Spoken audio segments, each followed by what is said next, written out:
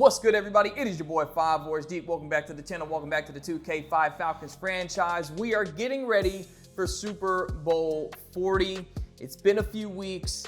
NFC Championship game was played. I was in Knoxville, Tennessee still, but if you don't know, I gave you a channel update. You can watch that. Link is right there. Come back to this video after you watch that, but short version, I am in Tampa, Florida now. Got a new job in a bigger space, which is good. So I apologize for the reverb or the echo that you're getting. I'm in a much more spacious place. So I am trying to deal with that. I'm trying to make sure I get the right equipment to deal with that, but I still want to get this content out. There's a lot of content that I want to drop, and we have got to get this Super Bowl played because the Falcons have a chance to get revenge and a second Lombardi Trophy, taking on the Cincinnati Bengals, a team that beat us on Christmas. Beat us on Christmas. You can see right there, lost 24-21. We're going to go over what happened in that game in just a second. But before that, let's take a look at how we got here. So we started the season at home opener, season opener, against rival New Orleans, a team that we swept in 2004. Well, they come to the Dome, they shock us. We lose 14-13. Caught us really off guard. St. Louis takes another L to us. We beat them last year, beat them again this year, 14-10 the final there. We then lose 2 straight games. Fell to San Francisco, 21-19, had a chance to tie the game, went for 2, didn't get it. Then we lost to Tampa Bay. Michael Vick got hurt. We decided not to bring him back into the game, even though we could have, because we didn't want to risk further injury. And then we started winning some games. Beat Carolina on the road, beat Seattle, beat Pittsburgh on Thanksgiving, bye week. And then boom, lost to Baltimore, and we were done losing for a while. Beat Carolina, beat Cleveland, beat Dallas, beat Tampa, came back from down 17, clapped Arizona, beat the Saints, so we got the division back in blood, beat Minnesota, and then Christmas, losing to the Bengals. How did the Bengals get to that game? The Bengals started out 1-1 just like us. They beat Miami in week 1, 21-14. Then they fell to Jacksonville the next week on the road. Very early bye week. Incredibly. Imagine having a week 3 bye. You play 2 games, then you get a week 3 bye. You have to play 14 straight weks. 14 straight weeks of football. That is awful. Awful. The fact that they ended up in the Super Bowl is kind of a miracle because that's horrible. So they beat Pittsburgh, but then they lose to Cleveland, they lose to Tampa, they beat Baltimore. These guys were having an okay season just like Atlanta. At one point, we were 4-4, and as you can see right here, at this point, they are 3-3. So it's looking like it's okay right now. They sweep Pittsburgh, beat Cleveland, so they split with the Browns. They just go on the streak here, beat the Bills, beat the Jets, beat the Saints.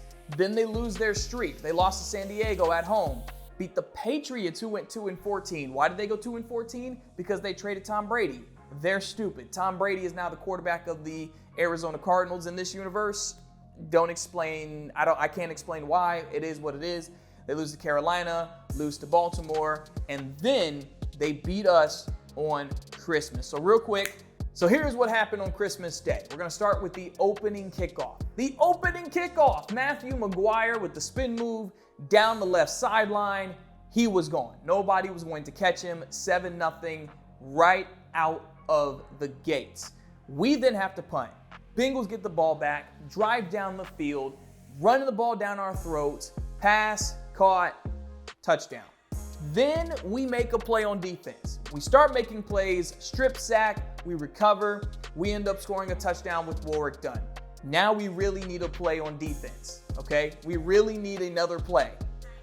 Pick 6. McBride picks it off, takes it to the crib. It is a brand new ball game. Bengals impressed me here. John Kitna impressed me here. Great response drive.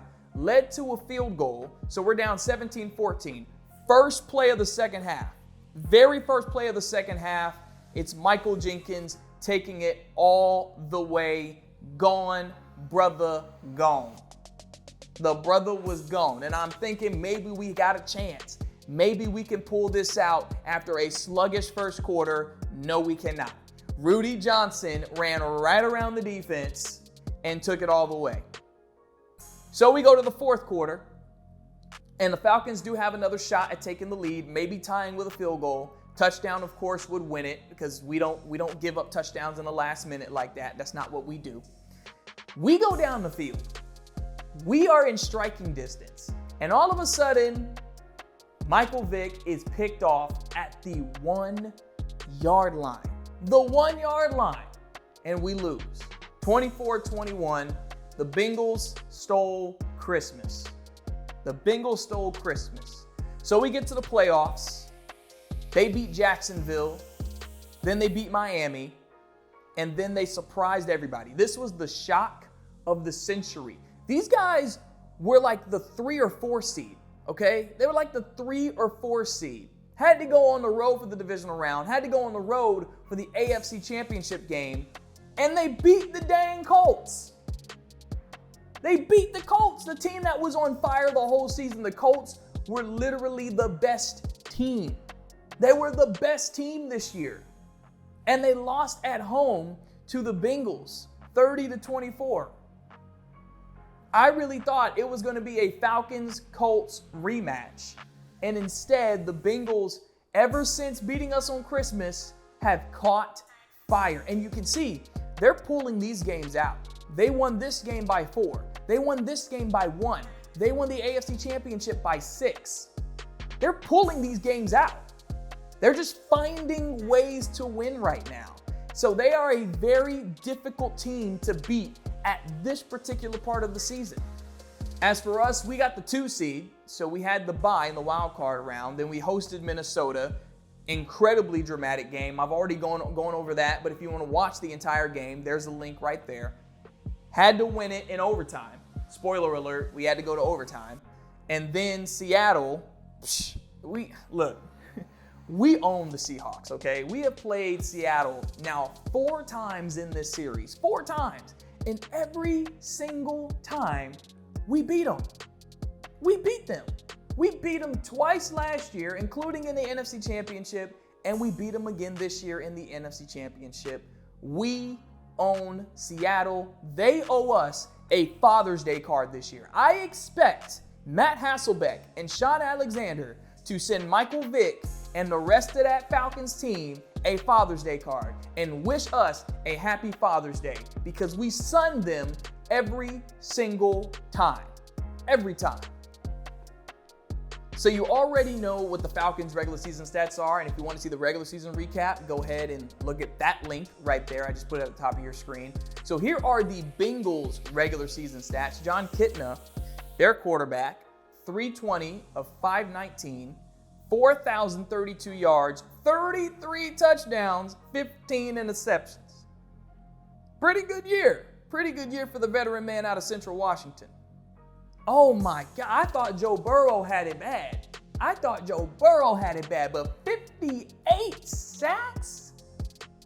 We got to blitz. We have to blitz in the Super Bowl. Like I have watched that Christmas game back a few times now. And now looking at some of these stats, it's like, yo, these guys have weaknesses now. They lost 6 games. They can lose.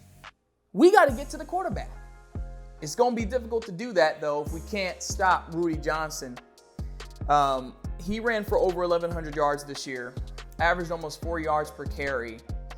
Longest rush, 76 yards. I think that was against the Falcons. He had 2 rushing touchdowns. That's it. And one of them was against the Falcons with 173 broken tackles. You know that don't make no sense, right? How in the world you run for over 1,100 yards and just get 2 touchdowns with 173 broken tackles? How does that make sense? Backup Chris Perry had 285 yards. Jeremy Johnson had 137 yards. Kitna scrambled, I guess, for 17. And then there's James Lynch, who ran for 43. Y'all understand, having 6 rushing touchdowns in total is like the stats aren't statsing. The stats are not statsing. They're just not. No surprise here. Chad Johnson is their leading receiver. Over 1,100 receiving yards for him. Had an 80-yard completion, had 11 touchdowns. He was thrown to 99 times, had 1 drop. Guy had a pretty solid season. He should be in a Pro Bowl. Peter Warrick, 919 yards, was very close to being a 1,000-yard receiver. Ortiz, 613 yards out of Appalachian State. TJ Hushmanzada, 377 yards. Reggie Kelly, 307. And then Chris Perry, that backup running back, had over 200 receiving yards, as did Rudy Johnson. Now, hopefully Rudy scored. So Rudy had 2 receiving. He had 4 total touchdowns. 4 total touchdowns. This man had over 1,300 scrimmage yards and scored 4 touchdowns. Okay. So Chris Perry, the backup running back, had more total touchdowns. 3 receiving touchdowns, 2 rushing touchdowns. I guess. The stats are not statsing. They're just not statsing. The only person stats who makes sense right now is Chad Johnson. Chad Johnson's stats make sense. You got a quarterback throw for over 4,000 yards but got sacked 58 times.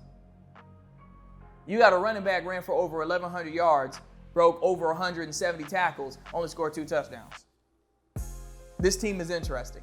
This team is very interesting. Marvin Jones, been in the league 13 years out of Florida State, led the Bengals with 99 tackles in the regular season. Brian Simmons, 90 tackles, followed by Beckett with 76. Who leads the team in sacks? Oh my goodness gracious. Look at the sack yardage right here. But the sacks, Justin Smith, 5.5 sacks, 4 for Clemens, 3.5 for Jones, 2.5 for Simmons. Let's see, Ratliff 2.5. So, okay, I think everybody on this defense has a sack. I think everybody on this defense has at least 1 sack the way this is going. That's actually pretty crazy. 1, 2, 3, 4, 5, 6, 7, 8, 9, 10, 11. Yep, 11 players. 11 players with a sack. 12, 13. 13 different players with a sack. Everybody gets to the quarterback. Everybody gets to the quarterback. Justin Smith is out, though, as you can see. Sack leader, out. Everybody else looks healthy. Yep, everybody else is healthy. Shane Graham, 21 of 27. Longest field goal was 48 yards. Okay, he struggled a little bit between 30 and 39 yards, 8 of 10. 10 of 14 between 40 and 49, and did not attempt any field goals over 50 yards and did have a field goal blocked. As for the Falcons in the postseason, Michael Vick, 14 of 27, 297 yards, 3 touchdowns, 1 interception, longest completion 63 yards. He's been sacked 5 times. TJ Duckett, 100 yards on 31 carries. Michael Vick is the leading rusher with 109 yards on 13 scrambles. Ducks got 2 TDs. No one else has rushed for a touchdown in the postseason as of yet. Receiving wise, Michael Jenkins is that guy. 124 yards on 6 catches, 2 touchdowns. Peerless Price doesn't have a touchdown yet. Algie Crumpler had the touchdown of the postseason. The touchdown. If you haven't seen it, go watch the Vikings game. I linked it earlier. Go watch that Vikings game. I'm not playing with you. Go watch that game and you will see what I'm talking about. That is the touchdown. The touchdown. And he will be a free agent after this year. I'm going to be real with you. I'm going to say it right now. We're going to blow this team up. Yep. We got too many old guys on this team. Too many old guys on this team and some guys that we're not willing to pay for. Crumpler, we're not willing to pay for because he doesn't really get the ball. Crumpler has 2 catches. He has 2. Like, the guy doesn't really get the ball. So we'll let him go somewhere else and thrive. There's no need to hold him captive here. And then we got to get the ball to Bill Riley. Bill Riley is our speedy slot receiver who will eventually step into Michael Jenkins' place because Jenkins will eventually step into Peerless Price's place whenever Price is ready to retire or move on or whatever he wants to do. So Bill Riley doesn't have a catch yet, but Bill Riley is a touchdown scorer. He is a touchdown scorer, and I think he is the X factor in the Super Bowl. I think he's the guy. You ask me, he's the guy.